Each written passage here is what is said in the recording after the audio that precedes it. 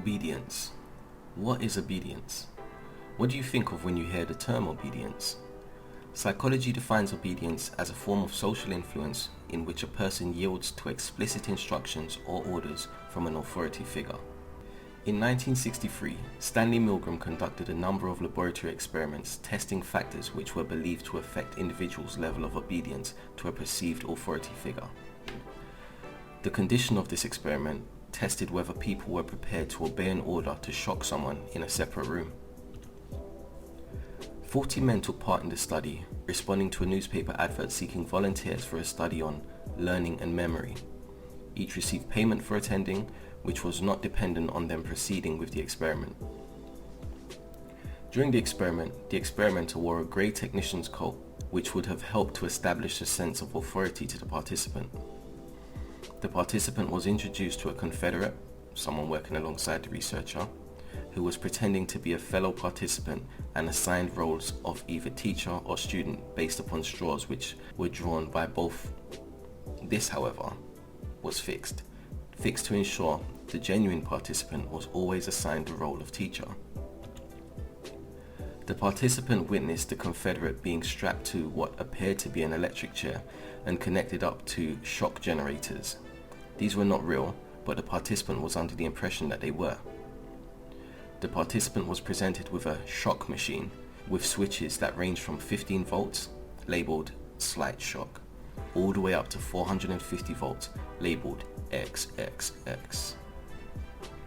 The participant proceeded to teach the learner word pairs over an intercom system, and when the learner answered incorrectly, the participant was required to administer an increasing level of shock. After the 300 volt shock, the learner pounded on the wall and made no further responses. If at any time the participant hesitated to administer the shock, one of 4 prompts was said by the examiner. They were as follows: "Please continue. The experiment requires you to continue. It is absolutely essential that you continue. You have no other choice but to continue."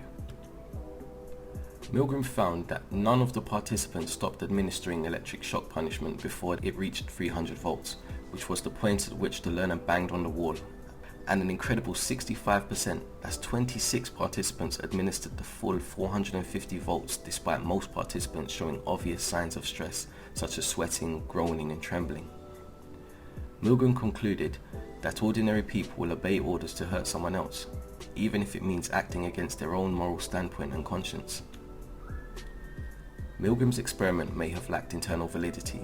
Remember, internal validity is the extent to which the results of a study reflect a true representation of the population it studies, as it is possible that participants may not have believed that they were truly inflicting electric shocks to the learner and simply going along with what they believed the experimenter would have expected, thus showing demand characteristics. Milgram, however, contested this, as he highlighted the level of distress participants had displayed during the experiment indicated that they believed the pain they were inflicting was genuine.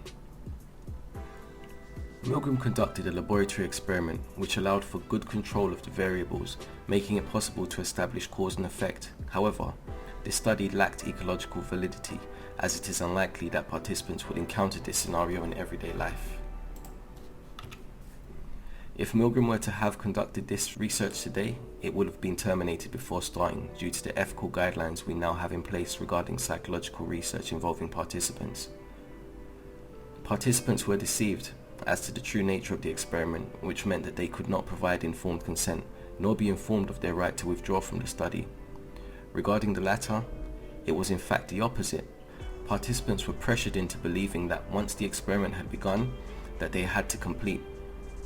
This led to stress in some instances, which highlights the fact that participants were not protected. Following an extensive debrief in which all information was divulged, 84% said they were pleased to have taken part. What are the reasons why people obey? What are the explanations for obedience? Now we're going to look at the agentic state and legitimacy of authority, or agency theory. Factors such as location and proximity. Following his initial experiment, Milgram repeated it numerous times, making various adjustments to investigate the effect that certain conditions would have on results. He found that the following adjustments had an impact on participant level of obedience. 1. The presence of allies. Milgram found that when there were 3 teachers, 2 Confederates and 1 participant, the participant was less likely to obey the authority figure if the other 2 Confederates also refused. It would appear that there may be some truth to the saying, strength in numbers. Proximity to the victim and authority. Milgram found that the closer the victim was to the participant, the less likely they were to obey the order to cause harm. In the original condition of the experiment, 65% gave the maximum possible shock. This dropped to 40% when the victim was in the same room, and a further 30% when the participant had to physically place the victim's hand onto the shock plate. Proximity of the authority figure also had a significant impact on obedience, as when the authority figure gave prompts by phone from another room, obedience rates plummeted to 23%. It seems authority is easier to resist from a distance. Location. Milgram found that the location of the experiment also had an impact on the level of obedience displayed by the participants. Originally, the experiments were conducted on a university campus. As mentioned previously, however, when these experiments were performed in run-down offices under the guise of being run by a private company, the number of participants prepared to administer the highest level of shock fell to 48%. With the prestigious setting of a university removed, the authority figure's level of legitimacy diminished also, increasing the likelihood for participants to question it. Legitimacy of authority. That's a theoretical standpoint, which posits that we are socialized to recognize the authority of certain groups and people within society who have a defined social role, such as teachers, police officers, doctors, etc. These people are seen as legitimate authorities, and due to their knowledge or legal power, have the right to tell us what to do. But what is it that makes people obey authority? Or conversely, what is it that makes people resist? Psychology has many theories to explain obedience and resistance to authority, which we will now explore. Dispositional or internal explanations for obedience. In 1950, Theodore W. Adorno et al. Proposed a dispositional or personality-based explanation for obedience, namely the authoritarian personality. Adorno put forward the idea that overly strict parenting resulted in the child developing an unquestioning obedience for authority, and that it is through this type of socialization, viewing parent as the initial overbearing authority figure, that the authoritarian personality develops.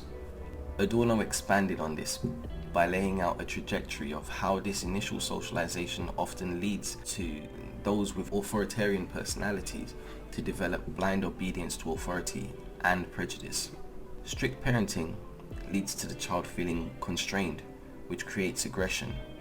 But due to the child's fear of being disciplined by the authoritative figure, namely the parent, this aggression manifests as hostility towards those they view as weaker or inferior to themselves. Adorno posits that it also manifests with very rigid moral standards and a high level of conformity to socially expected norms. The F scale, or fascism scale. Shortly after the end of the Second World War, Adorno et al. Sought to identify characteristics of individuals which would explain the persecution of the Jews and other minority groups by the Nazis. They developed a scale which could measure the level to which individuals expressed authoritarian traits, namely the F scale. Agency theory. Before conducting his experiments, Stanley Milgram believed that people were autonomous in their thinking and able to choose to resist figures of authority. This was greatly altered once the findings from his studies were obtained, which led to Milgram questioning the level to which people could resist authority in his Theory of Agency, 1973. According to agency theory, individuals are more likely to behave in ways outside of the norm or even against their own moral judgments if they are acting off of the direction of an external authority figure, or in other words, acting as someone's agent. This is known as the agentic state. This is the opposite of behaving in an autonomous manner, as it reduces the individual's level of responsibility for their actions.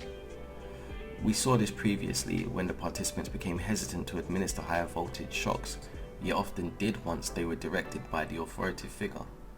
This change from an autonomous to agentic or obedient state is known as an agentic shift.